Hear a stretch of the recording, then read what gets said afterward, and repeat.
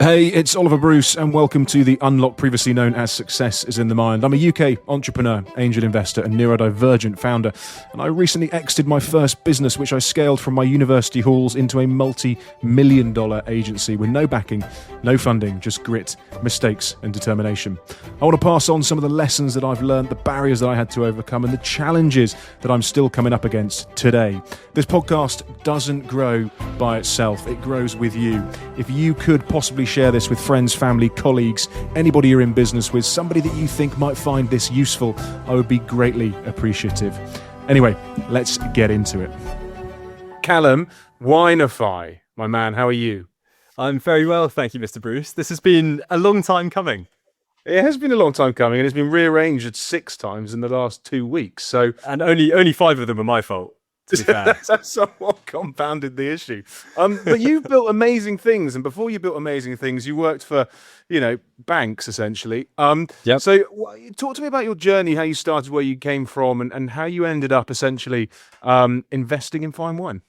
Yeah, sure. So, I guess like many people, I was at university. I knew I wanted to be a founder, but I didn't really have any idea of how one could become a founder straight out of university. I know that sounds very naive. And it seemed that around me, my peers, the people I respected, admired, whatever, were all going the grad scheme route. So I started applying for grad schemes.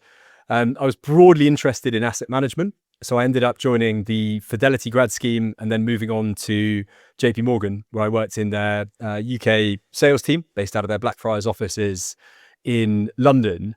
And it's a story I'm sure you've heard many times on this podcast, but I found corporate life, I think, very unfulfilling. So, it's a great name on a CV, but I really had this itch to do something. And at the same time, I was very interested in asset management. So I thought I'd end up doing something related, something fintech related or wealth management related. And at the same time, my now wife's parents were very deep in the wine trade. So her dad ran an import-export business back in the day, and is now the deputy chair at a major English sparkling wine company. And so because of, the asset management world I was working in and these relationships, it didn't really take me too long to kind of start discovering fine wine as an asset class. And when I say as an asset class, he would tell stories that, how back in the day, it was possible to buy a couple of cases of wine on release, hold one of them, for a few years in order to sell it. And then effectively you were drinking for free because, the price of one case would pay for, the other case that you'd bought. And I thought that was really interesting because it spoke to like the price potential and the price performance of wine as an asset class. And then I discovered in many circumstances in the UK, it's capital gains tax exempt. And so I got very excited about the idea that, you could create a cost-effective way to invest in fine wine. And by that point I was commercial director at a tech startup. So I just thought, okay, I've earned my stripes in startup land now. Let's go out, raise some money and see if we can make this reality. So just talk to me, because I've known you for a while now. Sadly. Maybe it's bad that I didn't know this, but I didn't realize that you were commercial director at a startup. So let's just double click into that a little bit and go into, once you left the city and the gilet wearing kind of brigade, if you will. Oh, I still wear those. I usually still wear those. Thankfully, you've forgotten about the red trousers, but we move. So you've gone into this sort of startup world, right? And you're this commercial director. What was that business, and how did that differ from the life of, corporate England, I guess? Yeah, sure. So I joined that business. So it's a company called Nomio, which is a legal tech startup. So nothing to do with asset management or wine. So a helpful stepping stone. But it was an amazing experience. So I joined as employee number 3. I was the first non-technical hire. And I think they were a classic example, and Josh Treon, the CEO, would probably say this himself, of what Y Combinator call a hammer looking for a nail. So they built this incredible product that was essentially able to read and understand very complex contracts. And this is kind of in the very early AI era. And we went to market with that particular product. It took sort of 6 months to figure out product market fit, but we grew that business, 100x from 7K ARR to, $1 million ARR. And it was a really fantastic journey because obviously it shows you what it's like to build a company from the ground up. And it's funny coming from a JP Morgan, because everyone always asks about the work-life balance at that company. And I can assure you, I worked, harder and longer hours at that particular startup than I'd ever worked in big corps. But it felt so much more fulfilling. You could see something coming to life. And I think that really gave me the startup bug. And I think it just, again, it was all the way through I'd wanted to become an entrepreneur, but it felt like I needed a stepping stone, I think, prior to setting something up myself. And, Nomi is a fantastic business, continues to do very well. And it was a great place to, I guess, kind of cut my teeth in startup land, so to speak. So you were obviously at Nomia for a number of years. Why did you bother leaving that if you got such fulfillment from growing and scaling a startup in that world? Like, what happened within that journey? If you're employee number 3, you left at what point? Like, why? Yeah. So I think first and foremost, we had achieved what we had set out to achieve. So we had got the company off the ground. It was profitable. They could have raised a Series A, had they so chosen to. And I think that there was a sense that it was still someone else's business. And I really wanted to, do something for myself. And by that point, I'd become very obsessed with, the idea that would become WineFi. And it's one of those things, the more you look at a market and an opportunity, the more you see the gaps and the more you see things that you could, come in and disrupt and fix. And it got to the point where, I had a conversation with the CEO where I said, look, I want to go and raise for this business. And he was very flexible. I continued to work there as I was raising, which is, very unusual. Wow. And then, when the round was complete, we had a very amicable farewell, so to speak. And Really? I went full time onto WineFi there, literally the next day. That's rogue in many ways, because not least that your boss at the time was like, "That's cool, Callum. You go and play with your idea and raise some money, and if you can do that, then go and do the idea, and if you can't, then stay here." But equally, the investors that were investing in you, which obviously was WineFi, for them to go, "Here's some money. I get you've got a full-time job. I'll give you the money anyway, but when I give it to you, can you possibly leave the full-time job?" Doesn't really happen. Normally, investors are kind of like, you need to be 110% in this business before I'll write you the check. So how did that narrative work when you were doing that initial raise? Yeah, so it's a really interesting point, because it's one that I've heard a lot, but my experience was quite far removed. So we raised 470K in our pre-seed. SFC Capital were, the anchor, and then it was a number of different angels. But honestly, I think that, we were lucky in part, the people that we raised from, it never really came up as a concern. And I think it was very clear from talking to me, I was issuing like monthly updates as to the progress that we were making towards going full time. And I think everyone, really understood. And actually, there's a lot to be said for starting something while still in full-time employment, because for us, the data models and the platform had a lead time. And I was raising from ASAs, and ultimately it allowed us to get some cash in, get that work underway. And then once it was built and we actually had something to sell, I went full time in October 2023. And with that in mind, then, how did you know how much you should have raised? Because I appreciate that you've been on raises with the previous business, but it wasn't your own business, so you didn't necessarily make the call on what that should have been. Like, how did you know that 400 and whatever it was the right amount of cash? And how did you value the business when it wasn't anything? Yeah, so with difficulty is the answer to those questions. So I think on the valuation piece, we were looking, we were basically raising at the worst possible time. So we were raising in 2023, which, as you'll remember, was the burst of the VC bubble, during the summer when angels and VCs were on holiday anyway. So it wasn't fantastic timing from me. I started by looking at the tech. So what would it cost to build the platform? What would it cost to build the data models? And the range of quotes that we initially had, because we wanted to outsource it, for basically for an MVP, was extraordinary. I think the highest we were quoted was something like 150 grand. But that makes sense. I mean, that doesn't seem, it is expensive, but it doesn't seem expensive for what you were trying to, or is now being built, if that makes sense.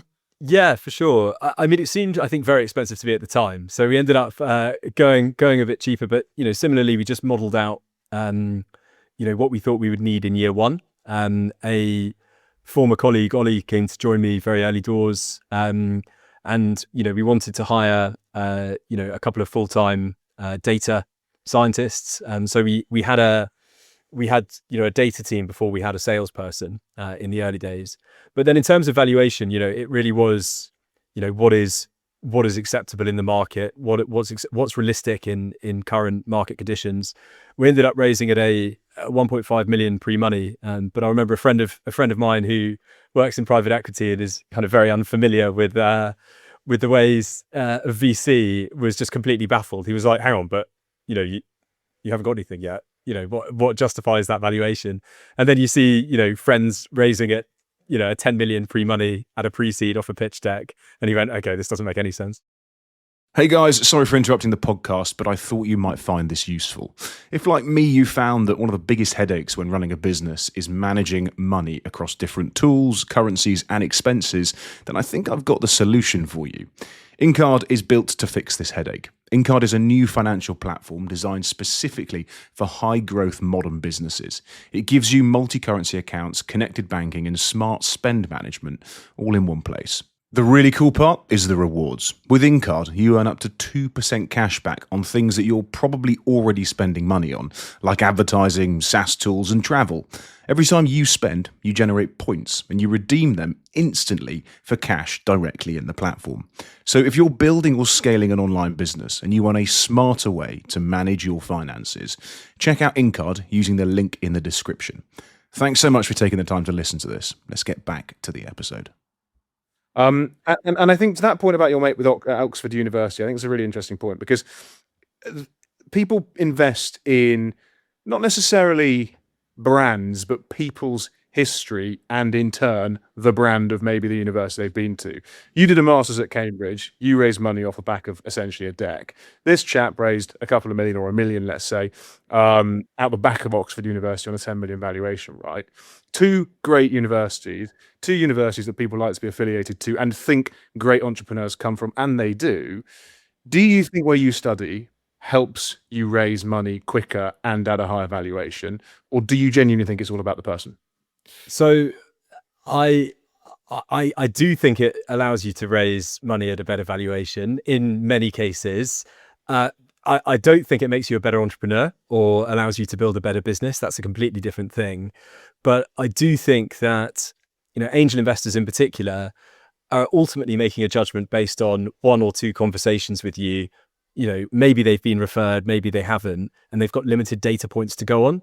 And I think, I'm not saying it's right, but I think when people see, Russell Group universities from a first-time founder, obviously if you've built and sold something previously, it's completely different. That's worth far, far more. Yeah.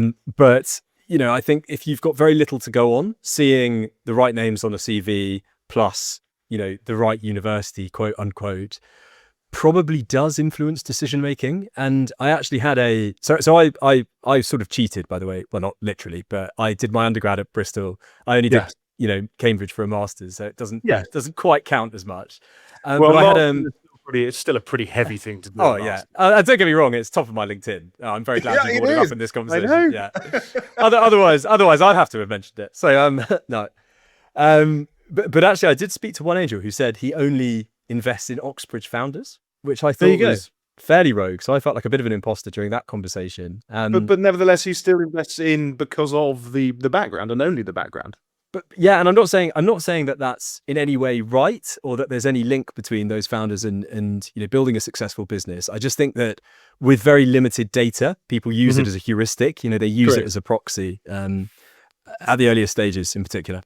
It can be said the same, I guess, for second-time founders. If you say that you're a second-time founder, you're more likely to raise money very quickly. Oh, for sure. You've been there. And then you forget about the university, right? And it's weird. Yeah. It becomes a point in time where your history just becomes irrelevant, but it's so important when you're starting out, if that makes sense. Well, exactly. I mean, Chris Donnelly's a great example of this. So, I saw a post from him recently for his new company, and it was an announcement that he'd raised 4 million pre-seed at a 40 million valuation. And, that's jaw-dropping until you see his background and you realize he's built Lottie, he's built Verb, he's built all of these incredible businesses. So he's a well-known name in startup land. And as you say, ultimately, I think it's the the prior success that's the ultimate, Mhm. Yeah. yardstick. 100%. And looking at, I guess, your journey, success is ultimately a way of raising money, but you've got to be successful in turn to do that. Failing is also another way, in a weird kind of roundabout way, to raise money, because you've buggered it up. You know what not to do. People will probably trust you more, right? So I was listening to a podcast the other day, and someone literally said, I will invest in people if they have failed, not if it's the first time that they're trying to succeed, because they want to understand they've got those battle scars. And you'll know full well that optically, it sounds like everything that you've touched has turned to gold. Optically, it looks like that everything that we've done's turned to gold. The reality, when you get underneath the hood of whatever car you're driving, so to speak, is that isn't the case, and there are a lot of issues along the way, right? So, moving into WineFi, raising the money that you did, hiring the team that you did, what happened along that journey that isn't necessarily, as good as you are making out? Yeah, for sure. So I think I went into the fundraising process quite naive. So I didn't have a black book of contacts. Really, the whole round started from me reaching out to someone that I used to work with and saying, "What do you think of this?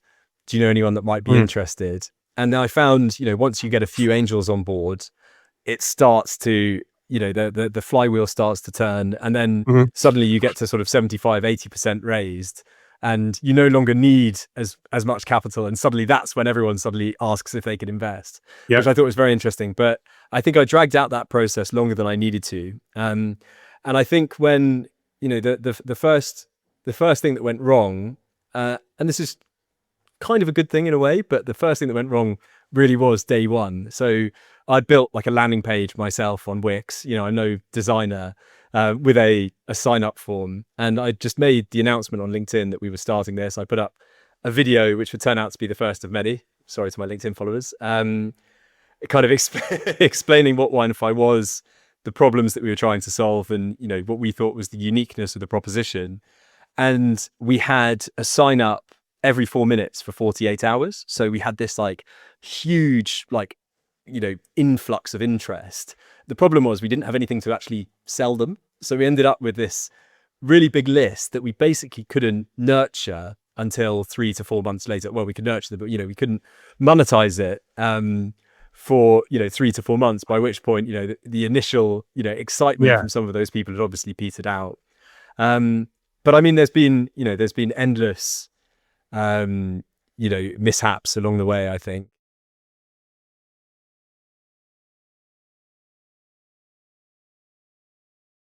Having watched you from the outside, the way that you operate, though, when you say there's been lots of mishaps along the way, you're very methodical and very measured and very clear on your execution at every single point, almost treating it like a FTSE 100 business that's a publicly traded company, right? I mean, and again, I guess you've probably got that level of experience from having gone through the JP Morgan roundabout, right? But you run it in a very different way to a lot of startups that I've seen and a lot of founders, whereby there is the banks and check, or the bank and check every single day, it would seem, from having both worked with you and just observed on the outside. Yes. So I think in phases, and this is partly a fear thing. I'm constantly thinking, what is the minimum milestone? Because as a CEO, right, your number one job is to ensure that your business doesn't run out of capital. And I think especially in a market like ours, where ultimately we're an investment business, the wine markets go up and down. That when the markets are falling, you're going to attract, fewer sales effectively. It's about ensuring that you've reached certain milestones to, enable you to raise more capital if you choose to. So, just to give you an example now, we are, the kind of the broader vision for WineFi is to become the investment platform for fine wine and spirits. We have yet to launch a syndicate relating to anything but wine. So for the first time, we're bringing a whiskey syndicate to the platform.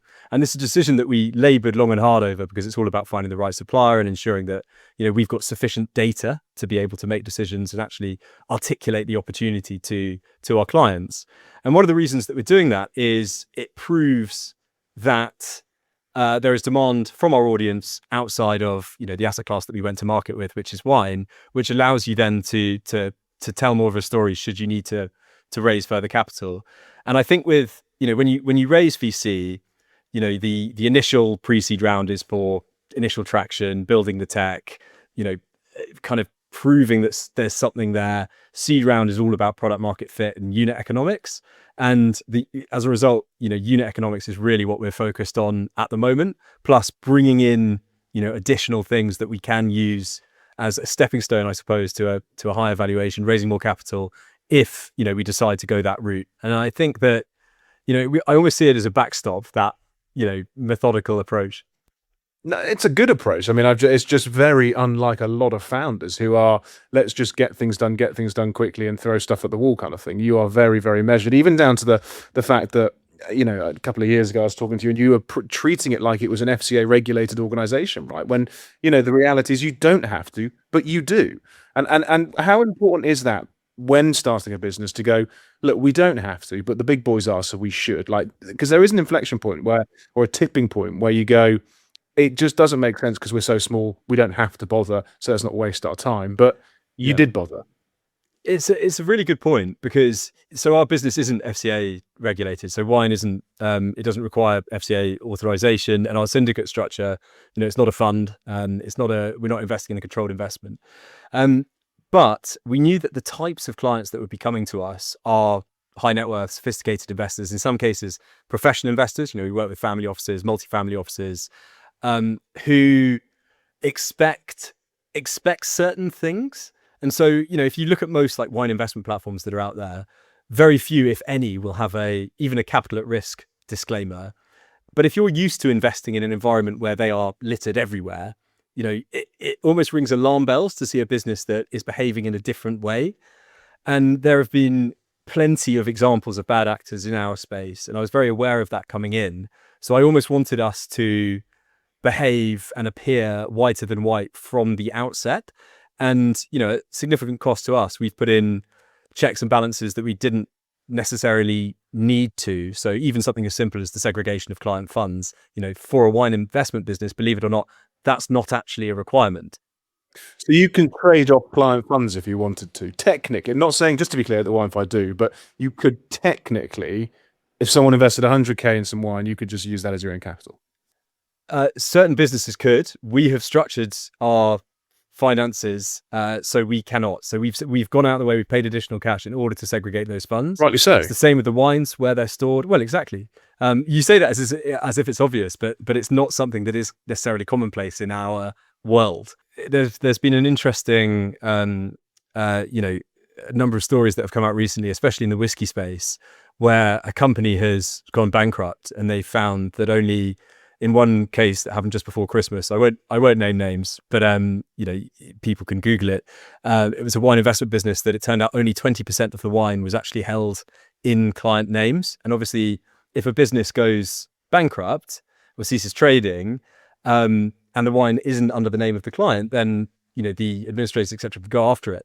And that blew our minds. So we provide all of our investors with a letter of attestation from our bonded warehouse confirming the segregation of assets. They can even go and speak to the warehouse directly if they so choose. And so it's putting in these extra steps that, yeah, you're right, it is a little bit of extra work from our side. It's an admin overhead when you're at the earlier stages of a startup. But I think the difference between our business and any investment business that has raised VC is that you've got kind of two layers of fiduciary duty. You have your clients, the actual people that own and hold the underlying wines. And of course, you have your shareholders. And I think there's a prevailing culture in startup land, quite rightly so, that you go hard and fast after an opportunity. And investors take that risk, but it's all about winning the market. And don't get me wrong, I completely understand why that exists. But for us, I think we have to be a bit more methodical, perhaps even a bit slower than some of these businesses, to ensure that we're building in a way that ensures the long-term integrity of the business. And that has at times been at odds with the wider narrative, but ultimately we need to make sure that we grow at a sustainable pace, because there's plenty of examples of businesses that just essentially invested in a sales team and very little else, selling whatever wines to their clients, and then their clients, in 5-10 years time find that the wines are unsellable or whatever. So we spent a huge amount of time building the infrastructure, building our ability to select and source wines at scale. So if there is, a degree of, what do you call it? Methodical, the methodical approach. Methodology. Yes. Yeah. Yeah. Yeah. And that's probably why. Well, that makes sense, and you can see it, I guess, because it's compounded over time in terms of just the quality of investors and individuals that are putting money into WineFi, but also those that are sitting on the board and indeed your staffing as well, because it seems to be run so smoothly. You seem to be attracting the best of the best, right? So when you did your £1.5 million seed round, you had Cottery Holdings, who are big boys in the industry, come in, right, who sit on your board, right, and looking at that is a dream scenario for a very small business at that time, for the biggest of the big to come in and go, we back you. Do you think in part that is because of the checks and balances that you had put in place, the way that you had run it, and the language that you were able to talk to? I do think so. I think that, they were very cautious about the types of business that they invest in, because obviously there's a reputational risk for them. So I'm sure that was a factor. I think the narrative around lowering the barriers of entry to wine and wine investing and bringing, a new audience to wine almost via the back door, people who might first approach it as an asset class inevitably become interested in it as a consumable. You can talk about your wine portfolio at a dinner party in a way you couldn't talk about your S&P 500 index fund. And so I think that was a factor, but it really has worked both ways, because interestingly, that association, I think, has lent us a lot of secondhand credibility, because, it shows that someone has done due diligence on us. And it's, the wine trade can be a bit of a suspicious place, especially when it comes to investment, because, in theory, because it's unregulated, anyone could set themselves up as a wine investment business. And I think having Coterie as our largest minority shareholder, having their CEO, Michael Saunders, on the board, it is a bit of a stamp of approval. And I think it's helped our credibility in turn. For sure. And looking at, obviously, you've done further raises down the line and you've had other individuals come in, when you are choosing who to lead the round or who to invest, who to ask for money from, are you picky at that stage? Because a lot of entrepreneurs would just go, I need the cash, I want to raise some money, I really don't care who comes into my business. Like, how do you as an individual, based on the fact that you have done so well over the last number of years, measure and manage who comes in as an investor? So I think we look at it in a very strategic way. Again, this isn't necessarily the norm in startup land in quite the same way. And when I say, strategic investors, I'm not just talking about, big name VCs. I think with Coterie in particular, it was a no-brainer, not just for the reasons I've just articulated, but ultimately we're looking at relationships that can enhance our core business beyond simply capital. And with Coterie, one of the core appeals was ultimately, we are managing millions of pounds worth of wine, and unlike a painting or traditional asset class equities, ultimately someone has to want to drink that wine at some point, or reach its peak valuation in line with its drinking window, and then you have to find someone that wants to buy it from you for a higher price than you purchased it for yourself to actually drink it, right? And that infrastructure can take years to build. And with Coterie leading the round, we had that really ready-made for us, both the supply side and the exit side, and that's huge. And I think that's why we ended up going that particular route rather than who's the best fit VC for this particular business. But again, that's not always the same. It's just for our business, it was clearly the right decision because it enhanced the core proposition. That makes sense. And I guess you were just alluding to the fact that obviously wine will reach its peak value in line with the sort of drinking age, right? So when looking at other investments that individuals might make, there isn't necessarily a lifespan on that investment, right? Property typically will, over 100 years, probably go up, right? It will go up, right? The S&P 500, whatever you invest in, typically will go up over that period of time. But wine, are you saying that there is a limit and therefore actually it's far harder after, say, 50 years, whatever, to shift it, right? So is that a mentality? Is that a different type of investor? Does that mean that you're marketing it to a different audience set? Like, is that audience actually a growing market? or not because of those risks and because of the generation that's coming through the ranks. They don't drink. Yeah. I mean, it's an interesting one. So on the they don't drink comment, I would challenge it slightly and say they don't drink wine, which isn't necessarily that helpful for our purposes. But obviously, we are reading all of the reports around alcohol consumption, and you're right. A few years ago, it was reported Gen Z were drinking far less than their millennial counterparts. But actually, when you dig into the data, that study was published when half of Gen Z was under the age of 18, so it wasn't necessarily a fair representation. But if you look at, spend by generations, Gen Z actually spends the highest percentage of their income on alcohol out of any generation. And that's, of course, they earn less, but it shows they're still drinking. There was a study published in the Financial Times recently about alcohol consumption in the US, where effectively it had an enormous spike during COVID because, probably like us, people were sitting at home, they're drinking more, there's less to do. And then there was a really steep decline, which made everyone very, nervous in the alcohol market. But it's now nearly where it was at the peak of COVID. So the trajectory has resumed, and that's real terms per capita spend. But the challenge with the younger generation, as you say, is millennials now drink more wine than Gen X, which is a new phenomenon, but they are drinking differently. And, we've been very aware of that when we've been structuring our portfolios because, our parents' generation, let's say, Bordeaux was a huge thing. That appears to be declining in popularity amongst younger generations. Different styles of wine are, coming to the forefront, and our portfolios need to reflect that with the caveat that we model them for 5 years. So any portfolio that we create, we're looking at the next 5 years rather than the next 20. So we take a medium-term view rather than a long-term view. Guys, I think I found something that might be super useful for you and something that we've started using in my businesses. It's called Incard. It's a new financial platform designed specifically for high-growth modern businesses. If you're running a business, you've probably found that one of the biggest headaches is managing money across different tools, currencies, and expenses. Well, Incard gives you multi-currency accounts, connected banking, and smart spend management all in one place.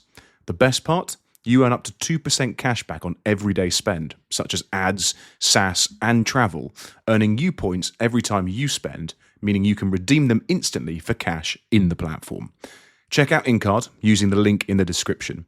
If you're building or scaling a business and you want a smarter way to manage your finances, I think this is the solution. Thanks for taking the time to listen. Let's get back to the episode. A lot of what you've done over the last however many years has not necessarily been behind the scenes, which so many people do. They will build behind the scenes and only talk about necessarily the good stuff. You have built WineFi in public on LinkedIn, and actually your team do so as well. So what was the logic and the reason behind that? Because more and more people are starting to do it, but you were a pretty early adopter in doing it.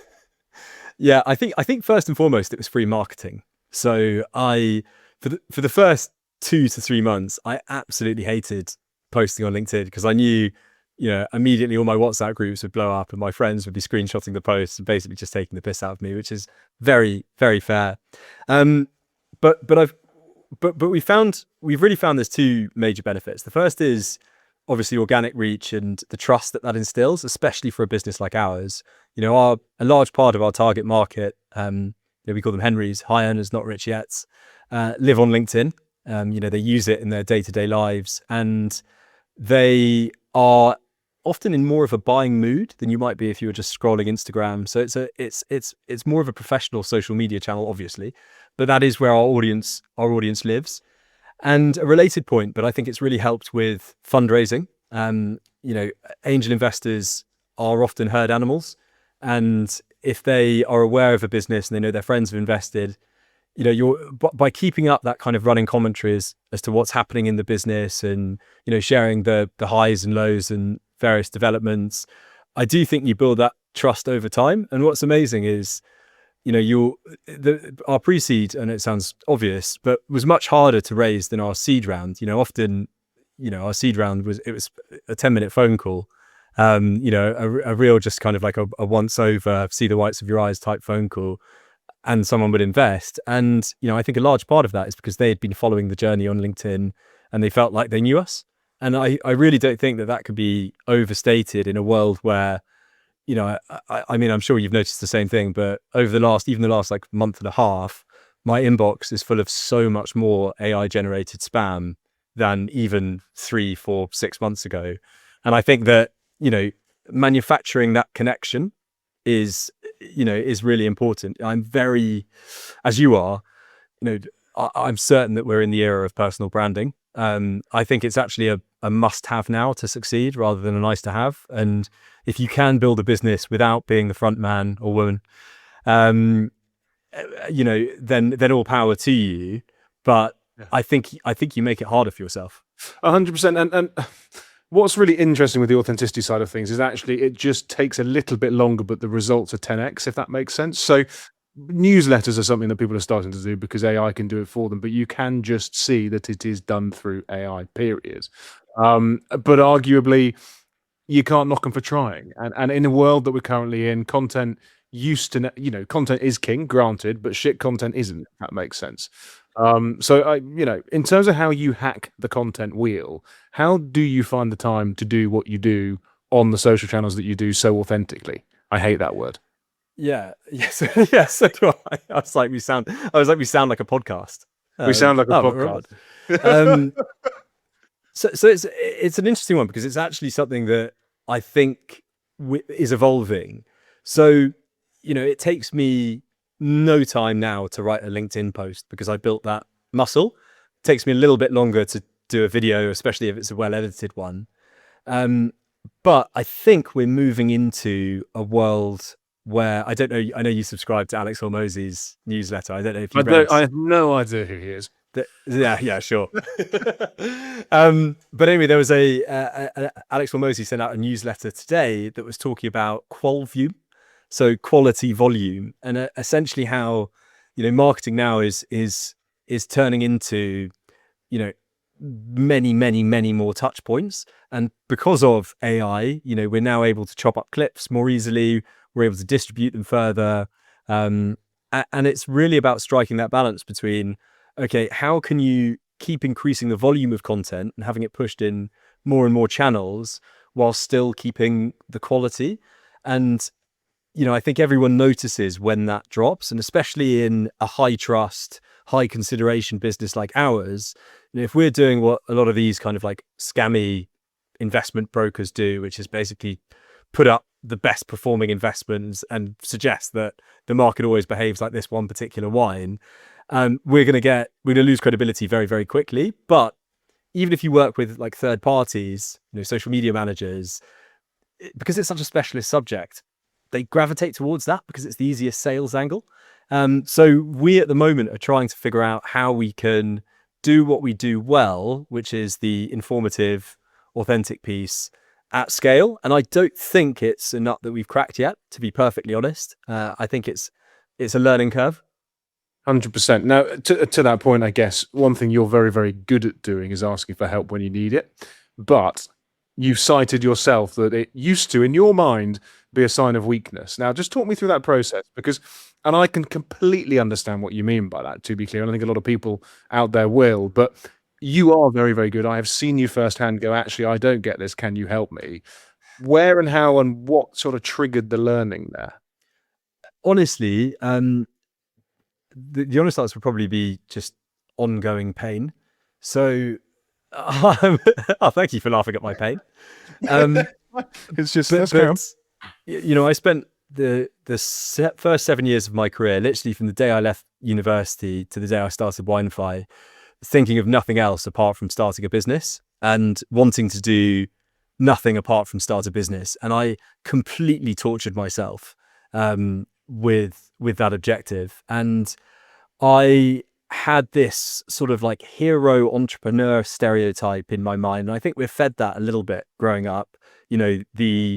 The kind of first time founder that comes from nothing, pulls themselves up with their bootstraps, goes on to build this like fantastic business.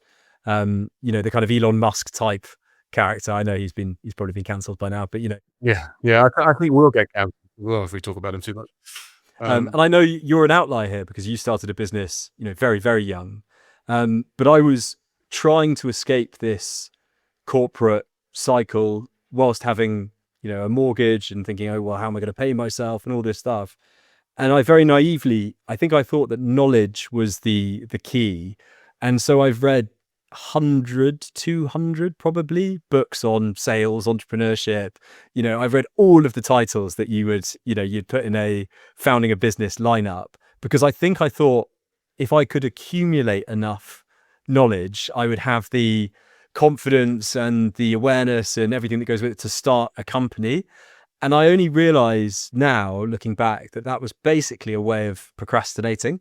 And I thought that I'd be able to find what I needed to start something in one of those books. And I went through the same process over and over and over again, which was come up with an idea, get excited about that idea, tell all my friends about that idea, buy the domain name, have a logo design on Fiverr. And then you start working at it. And then you realize, oh, actually, this is more difficult than I thought for whatever reason. For WineFi, initially it was the regulatory piece because we wanted to syndicate investments. And it was difficult to find a way of doing that which wouldn't fall under, wouldn't be classified as an unauthorized bets investment scheme. And it was only when I finally pushed through that dip by asking for help and basically going, right, I need to find someone that's done something very similar before. I reached out to someone that ran syndicates for another real asset and basically said, how did you do this? And he showed me the path forwards literally over a 30-minute phone call. And by that point, and this was WineFi, so this had already taken me 7 years to get to this point. I'd been wrestling with it for about 3 months. And it was like a light bulb went on. I just thought, I am an idiot. The key to building a successful business is finding people that have done something similar to what you want to do and asking them how they got there. And I think, people are only happy to chat. People are very happy to chat, exactly. And if they know that you're earnest about it, it's amazing what people are willing to do for free just because they want to save you the kind of heartbreak that they went through. And it took me far too long to find that out. It was exactly what you mean. I mean, what you need. I mean, when I started, there was no way, shape, or form that I would have ever done what I had done if I'd known how difficult it would have been. So, naivety is one of those massive unlocks. But then again, the older you get, the more you realize that actually you can't just go into a new market and be totally naive and win, if you know what I mean. So there is an element of over the course of the first 10 years or whatever it is in business, you must compound all of your learnings. And the chances are the second time you start a business, if you're so lucky to do that, it will be 10x better, 10x faster. That's just the reality. What's super interesting, I guess, about your journey is that you're kind of, you're at that point where you're stable, you're scaling, you're growing. You're not quite sure which way to go, left or right at the moment. Like, what is the strategy for WineFi? Where is it going? Are you going to take it to 100 million? Are you going to sell it? Are you going to just carry on going the way that you like? What is the game plan? So I think, first and foremost, to date, all of our focus has really been on the investment side. So, we've built the quantitative models, which were first in our field. We have portfolios that are dramatically outperforming the wider wine markets. That part of the business is working. The downside with that, looking at it from purely a business perspective, is we are in a very cyclical market. So the wine markets, as with any market, move up and down. And we found that, during the market decline, unsurprisingly, people invest less than they do when the market's recovering. So I think a key priority at the moment is really to decouple the business as much as possible from that cyclicality. So how can we introduce recurring revenue streams to the business? And one part is monetizing our data tools. So we've built many data tools that can be very valuable to the wine trade as a whole, and we've only really stumbled on that by accident. To give you an example, one thing we built, because you need it from an investment perspective, is at what price should you buy and sell wine, a certain wine, and how long should you hold it? Which wines are most likely to appreciate in value? And obviously we were looking at it from an investment perspective, but what we've realized now is if you are a stockholder, if you're a wine merchant where your biggest expense ultimately is, the wines that you're buying in order to sell on, it's very valuable to know which wines you should sell today because they're likely to decrease in value, and which ones you should hold for 2 years because they're going to be worth 40% more. So I think monetizing it in it's a dirty word, SaaS at the moment, but creating a kind of SaaS arm there is a focus. And then the second thing is, I'm particularly excited about this, is really around experiences. So we've had a lot of people ask for vineyard trips, producer visits, and dinners, events, tastings, whatever it might be. And historically, we haven't really been set up to do that. So we've always, worked with partners to put those events on. And we're working at the moment, I can't say too much, but on effectively a members club, which will provide members with not just discounted fees for WineFi investments, but heavily subsidized wines, producer visits, essentially access that otherwise would be extraordinarily expensive, or in the case of some producers, unattainable. And I'm particularly excited for that because it's almost like building, I built WineFi because it was almost like a company that I would want to use. And this also feels like a continuation of that. It feels like something I would be very excited to be a part of. So I think those are the two key foci at the moment, because ultimately, our view is if we build a good enough business, we may get acquired, but the focus is on building something great, I think, first and foremost. Are you successful? Not yet, is what I would say. What is success? So I do have a definition for success. I think there's a quote that I love, which is, the secret to happiness is freedom, and the secret to freedom is courage. And for me, success is the freedom to do what you want, where you want, with who you want. And I am not yet at that point. However, I do think it's going to be a moving bar. I remember being a very lost 24-year-old and thinking, if by the time I'm 30, I'm full-time on my own business, that's success. And, I'm doing that, and I'm not even close. Yeah.